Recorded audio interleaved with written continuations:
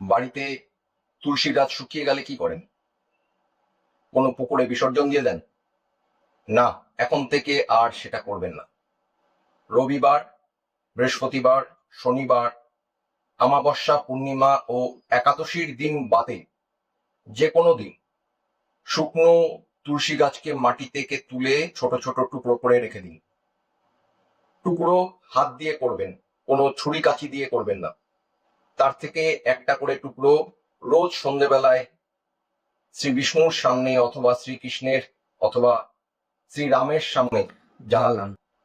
এতে শ্রী বিষ্ণুকে প্রতিদিন 1 কোটি প্রদীপ দানের ফল পাওয়া যায়। তুলসী তলার মাটি দিয়ে তিলক করে পুজোয় বসলে একদিনের পুজোয় 100 দিনের পুজোর ফল লাভ হয়।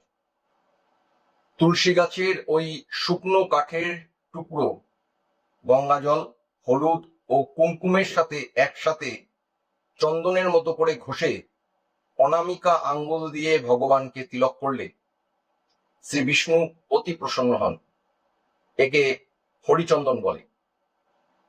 এই কথা মহর্ষি ব্যাসদেবের পদ্মপুরাণে উল্লেখ আছে।